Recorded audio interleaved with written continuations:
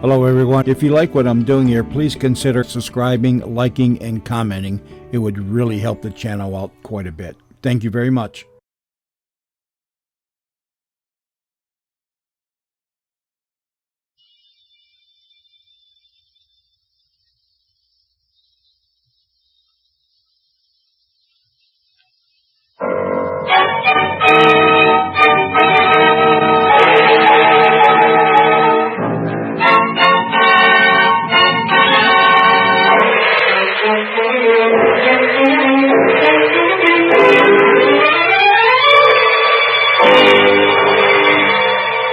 Presenting Orson Welles as the Third Man.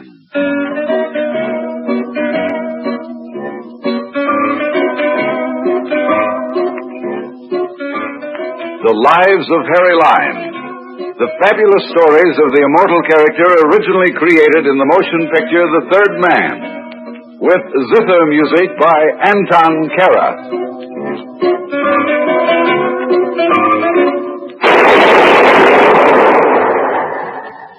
That was the shot that killed Harry Lime. He died in a sewer beneath Vienna. As those of you know who saw the movie The Third Man. Yes, that was the end of Harry Lime. But it was not the beginning. Harry Lime had many lives.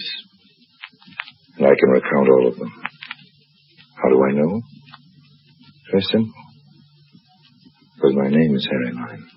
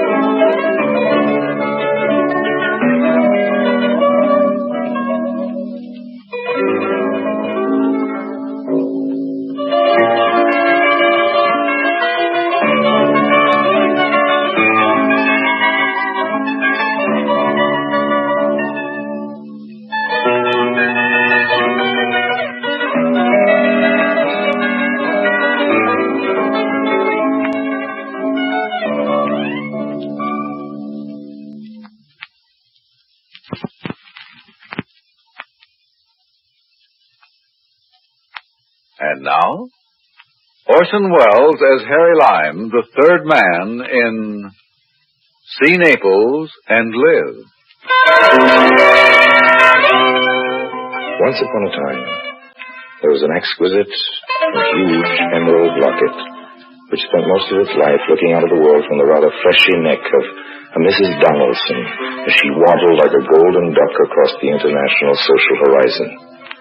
I had a rather strong desire to change the habitat of this particular locket from the neck of this particular lady to my own particular itching palm. It was Naples, before the war. Enter. You kept me impatient for an hour, Mr. Lime. I'm sorry, Signor Rubio. I just flew in from London, forgot to move my watch ahead. It is my knowledge that you have been in Naples for 3 days now. But it does not matter. I am a man with a skill for waiting. I'm going to be very brief. I won't waste any more of your time. Bueno. But first I must tell you that I have made all the arrangements to dispose of the Donaldson Emerald. Oh, yes? As soon as we possess it, There's a small item I forgot to tell you about, Signor Rubio. I have decided to include you out. I do not think I understand. To be brief and simple, I've decided to dissolve our partnership, old man. Oh, you're disposing of me? Perhaps that's a nicer way of saying it. I do not prefer to be disposed. Naturally you don't, but sometimes we get disposed whether we like it or not. Mr. Lime, we began this enterprise together, and I think we shall finish it together. You have never been more in error, old man. Now, you must forgive me for running off. A moment, Mr. Lime. Yes? You recall Carlos? I do. And that young man from Innsbruck, I forget his name. You mean Mannheimer? Yes, if it were possible, they would be very sorry you were rude to me. I'm now the most well-threatened man in Europe, and you have joined an innumerable caravan. Arrivederci. Don't farewell me yet, Mr. Lime. Sorry, but I really must. Do not force me to shoot you. If you take one more step toward the door, I will fire. Now, don't be a complete fool, old man. If they found a dead man in your room, they'd hang you. I will be easy with you. Just tell me where Mrs. Donaldson is, and I will forgive you your ungratefulness. Rubio, I'm on my way out. If you fire that gun, the police will be here before you can get out of the hotel. Buongiorno. The saying in this city, see Naples and die. It only proves that life is very short and uncertain for us all. Goodbye, old man. Believe me, I am not a professional hero. But I was not at all concerned about Signor Rubio putting a bullet in me, not in his hotel room. I hurried to the pier where the Arcturus was about to dock. She was carrying precious freight, Mrs. Donaldson. They already made arrangements for one of the customs officials to hold Mrs. Donaldson up on a pretext of going through her luggage. A few thousand liras did the trick. Oh, you stubborn man. I tell you there's nothing contraband in my luggage. You've already gone through my clothes twice with your dirty hands. Amy, talk to this man. He doesn't understand a word of English. My Italian is worse than his English. Per incresce tanto, signora, ma è necessario. Ho istruzione di esaminare il vostro bagaglio. Deve aver pazienza. What seems to be the trouble here? Thank heavens, an American.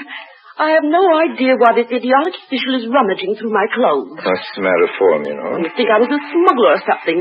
I've been to Naples many times, and there's never been this ridiculous fuss. I'll talk to the American consul. See to it that this man loses his job. I wonder if you could talk to him.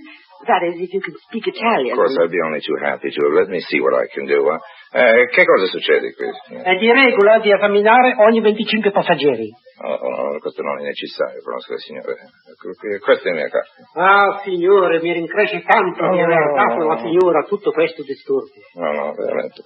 Niente. It's all right now, you're clear. Here, let me help your bags, Thank you ever so much. I don't know what I would have done without you. Amy, get one of those porters to help us with the luggage. Yes, Mrs. Donaldson. I have my car here. I'll be glad to give you a lift to your hotel. Oh, I wouldn't want you to bother. Oh, don't bother at all. One fellow American to another, you know. Thank you. These taxi drivers rob you mercilessly. Oh, it's a pleasure. It's a pleasure. My name is Lime. Harold Lime. I'm Mrs. Frederica Donaldson. I'm so glad we ran into you. A wonderful piece of luck. Well, let's say we're well met.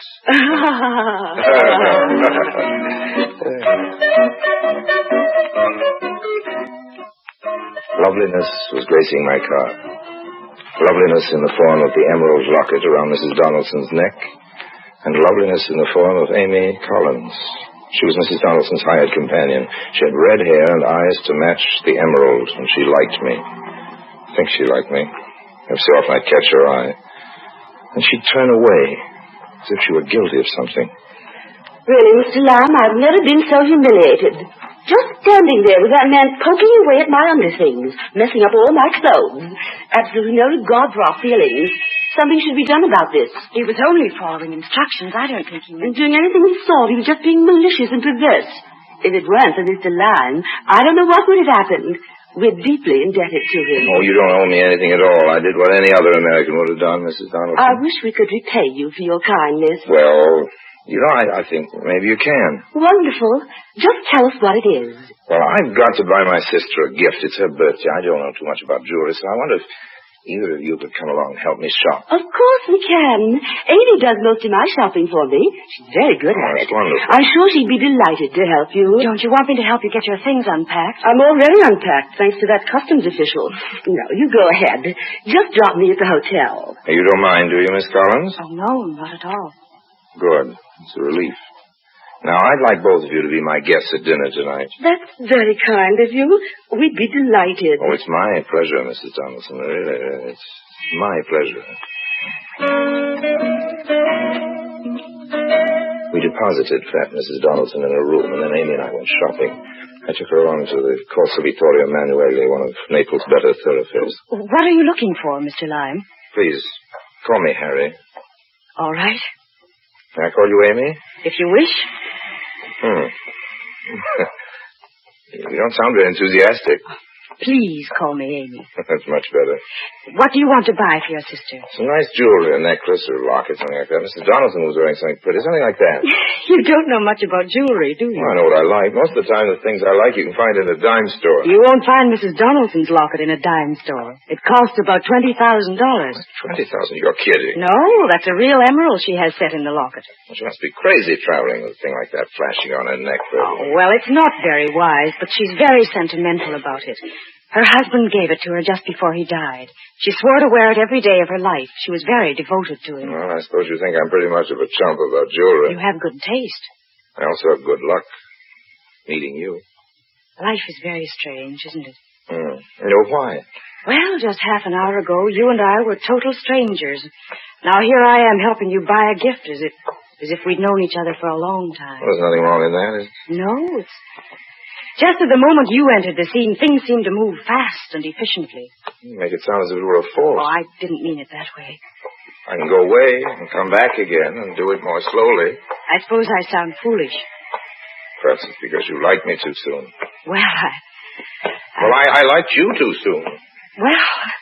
That's probably too fast for you, too, but you see, I'm a man who says what's on his mind. It's probably not a very efficient way of talking to a gentle soul like you. Oh, no, I prefer straightforward people. All right, now, you be straightforward. What was your first reaction to me when you first saw me? I was interested, perhaps, maybe intrigued. That's better. You have a way of condensing relationships quickly. Well, if people like each other, they don't need a calendar full of time to tell them about it. Good things grow slowly. Here's a shop. Well, they all look pretty. That filigree pin. I like that. It's very nice. Which one? The one near the large cameo. Oh, yes, it is very pretty. Shall we go in? Wait. Let's look at the other things in the window. I'm begging your pardon. I heard you conversing English. We were talking American, a totally different language. I am trying to reach Via Salvatore Rosa. Could you inform me how to get there? Sure, old man. Turn right at the next corner and go straight for 3 squares. I'm much grateful. That's right, all right. Would you like to... you like a cigarette? No, thank you very much. Just turn right at the next corner. Oh, I'm unhappy to trouble you further. Oh, but, do you have a match? I'm sorry, but I don't have any matches with me. I have a light. Mademoiselle is most generous. 1,000 thanks. Turn right at the next corner. And 3 squares and down, 3 squares down. Good day to you all. Good Perhaps day. we will meet again, eh? Good day. He seemed most reluctant to leave. Yes. An odd fellow. Why did you refuse to give him a I light? didn't like his face. Did you ever see him before? Why do you ask that?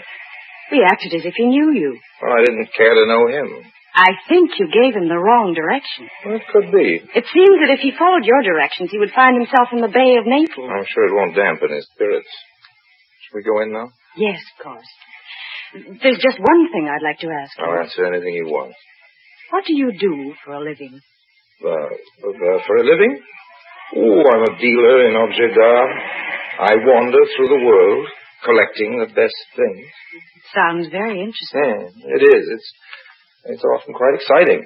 Now, let's go in and buy that filigree pin.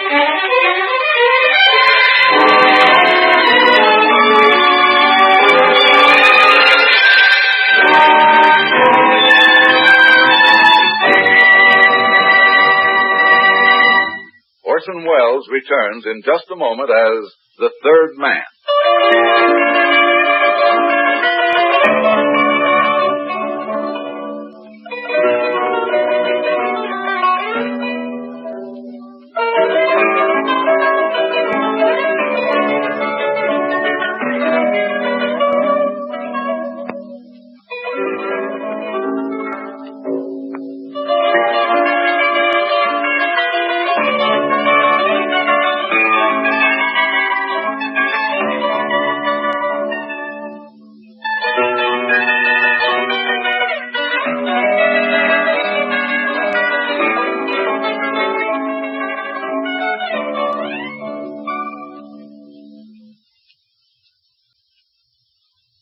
Now, Orson Welles as Harry Lime, the third man in See Naples and Live.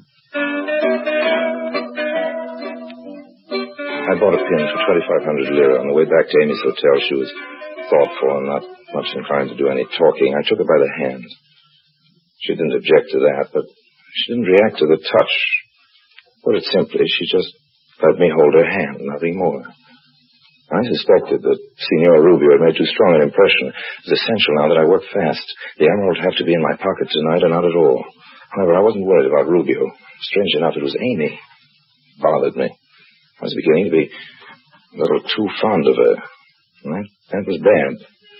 I always make it a point not to be too fond of anyone in this world. This is a lovely romantic restaurant. I'm glad you like it. Discovered it, Mr. I Lyon. just asked the porter in the hotel. They know everything in Italy. The portiers are the best informed people in the country. It's really delightful. I'm glad. Don't you think so, Amy? Yes, I do. It's charming. Won't you have some more spumante? Well, just a drop. I declare, just like champagne. Yes, it's the Italian version. It's so kind of you to give so much time to us, Mr. Lime. Really, it is. Amy, isn't Mr. Lime just a dear? I think he's most generous. Oh, I'm having such a delicious time. I feel so happy. Happier than I've been since... I wish poor Benjamin were here with us. You would have liked him, Mr. Lime. Oh, I'm sure I would. Poor Benjamin. No, Mrs. Donaldson. Let's not be sad. Here. Just have a little more spumante. Oh, I really don't think we should. I'm afraid you're going to make us all drunk, Mr. Lime. Oh, Amy, I don't think another drop will hurt us. After all...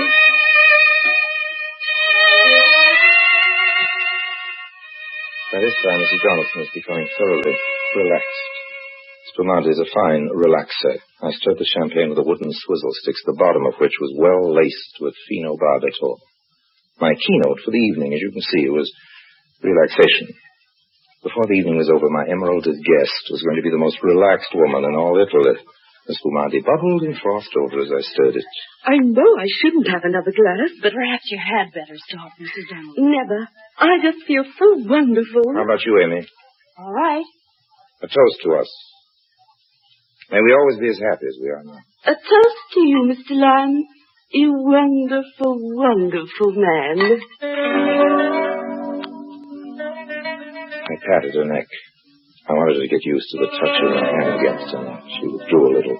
Her neck had become super-sensitive about the locket. As we drank, I studied the clasp on the locket. It was a simple device. You turned a tiny wheel, and it released the catch. Just a twist of the wrist. The musicians are going to play again. Cameriere, cameriere.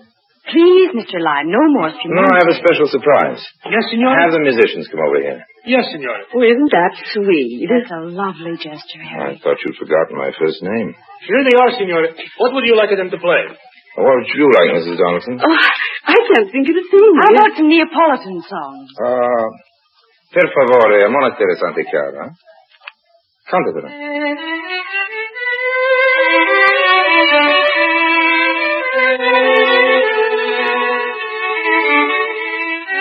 It was going to be very easy. They were completely at ease, and they trusted me. Amy stole her hand into mine as they played. It was really quite pleasant. I leaned back and relaxed.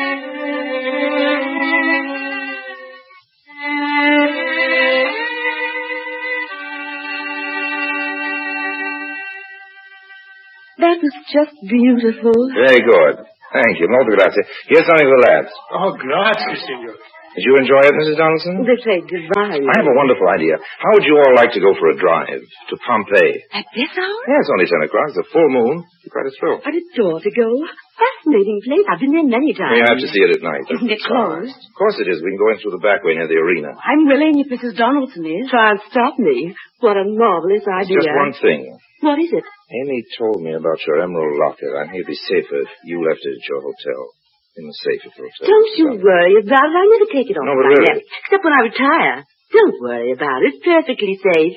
Besides, we won't find any criminals in Pompeii. No, I'm sure not. But all the same, I'd feel better if you left the Oh, locket. no, I can't do that. Please don't fret about it. All right, if you're sure. Let's go right now. Just let me pay the bill. Cameriere?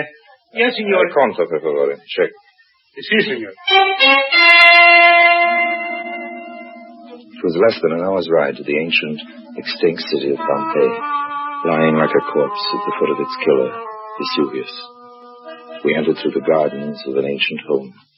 The moon shone down hard and white, lighting up the empty city. Isn't it thrilling? Beautiful and frightening. A chap by the name of Trebio Valenti used to live here. He hasn't been home for nearly 2,000 years.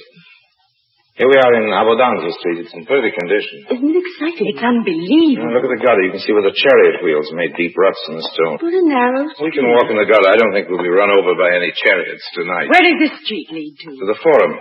What about those lovely buildings? Oh, they're old mansions. Belong to a couple of rich fellows. See the sign on the wall? What does it say? Post no bills. In Latin. And the sign alongside of it? Down with such and such a tyrant. Time has worn away the name. It's just amazing. It's all beginning to make me feel faint. Now, don't you feel well, Mrs. Donaldson? I feel fine. Just sleepy.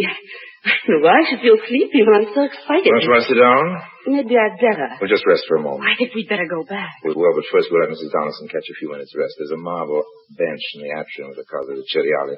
He used to be an arrogant rich man who didn't like the strangers visiting his palatial home, but I don't think he'll mind now. Oh, it's lovely in Here we here. are. You sit down, Mrs. Donaldson, and rest your shoulder against mine.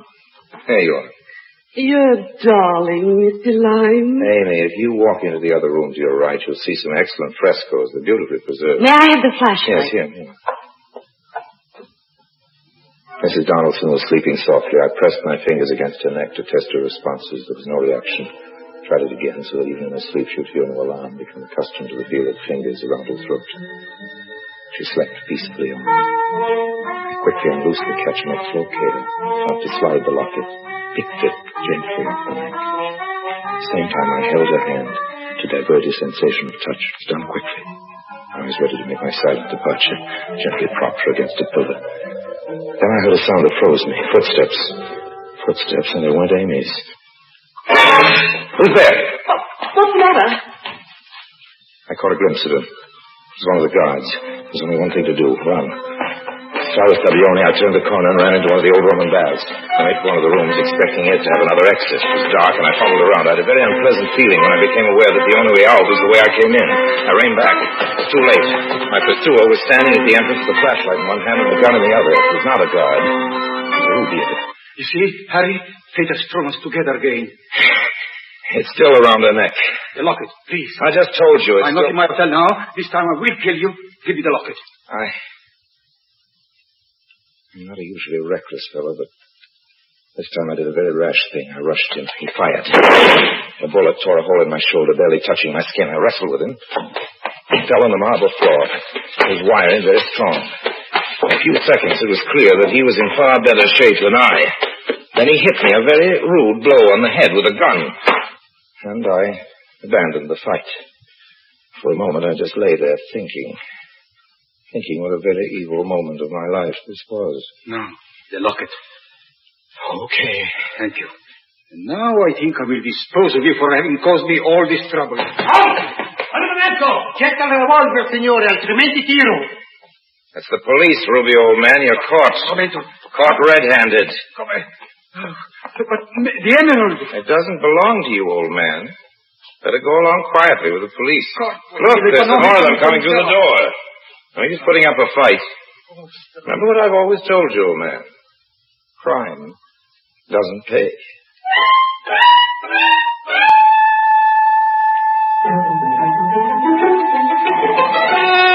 I don't know how to thank you, Mr. Lime.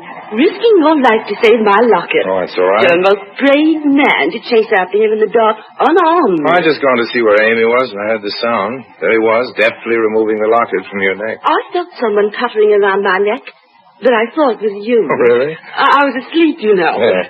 Now, I had my suspicions about this Rubio from the first. Does the wound hurt much? Oh, it's nothing. It's a hole in my suit. And a bird bump on your head. You poor boy. Little hero. Amy, you haven't said a word to our hero since they arrested that Rubio man. I'm just stunned. Oh, I'm sorry we got you into this. I never should have taken you to Pompeii. It's all my fault. Of course not. That terrible man would have tried to snatch the locket wherever I was. It's just a lucky thing I met up with you. I'm going to give you a gift. You just must take it. £100 note. Oh, I wouldn't think of it. You'd make me very happy if you took it. Oh, no, I absolutely Please, couldn't. Mr. Lime, please. Well, if it means so much to you, I'll give it to my favorite charity. Yeah. Well, here we are at the hotel, safe and sound. Thanks to you. I must run upstairs. The whole thing has given me a severe headache. You will call me in the morning, won't you, Mr. Lime? Indeed, I will, Mrs. Donaldson. Good night. Good night. Oh, Amy, can I have a word with you? I'll be up in a moment, Mrs. Donaldson. Of course, dear. Good night again. And bless you, Mr. Lime. I'm sorry about this evening, Amy. So am I. Let's meet for lunch tomorrow. No, Harry. Why not? I never saw the frescoes on the wall. You didn't? No, I didn't find them, and I walked all the way around. I saw you from the front entrance. Oh. Besides, a man who deals in fine arts would know an emerald locket from a dime store trinket. Yes. Should have thought of that. I was beginning to like you very much, Harry. Well, I'm sorry. I'm not the kind of man you'd like to begin to like a little more. It's a pity. You want to see me again, Evelyn? It'll never be any good. Well, you might as well have the filigree pin. What about your sister? I haven't spoken to my sister in 10 years. She doesn't approve of me. Supposing I give it to you. No, thanks. You mean you wouldn't take it? No, I couldn't. Well, supposing if you didn't take it, I just threw it away. Oh, but you shouldn't do that. Oh, I won't. We were just supposing. Now, goodbye, Amy. There's no supposing about that, I suppose.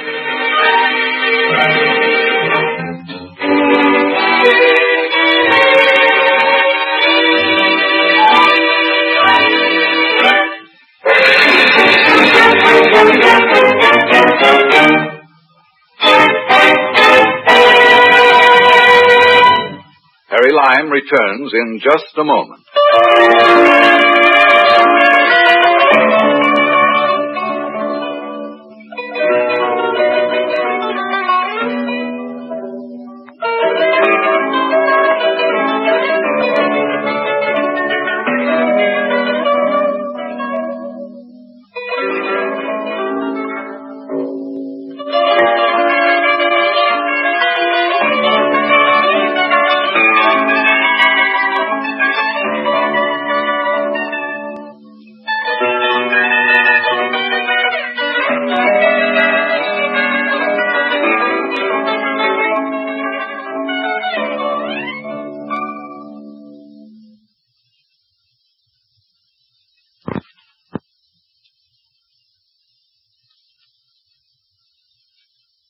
And now, Harry Lime. As I walked to my hotel, I thought about L'Affaire Emerald. It cost me about $100 to bribe the custom official with champagne and the gold filigree pin. The reward left me with a profit of $270-odd plus a bump on the head and a hole in my suit. I'd lost the lovely green emerald and the lovely green eyes of Amy. The emerald didn't bother me too much, but Amy. Amy. She nearly interfered with the great romance of my life. My love for Harry Lime.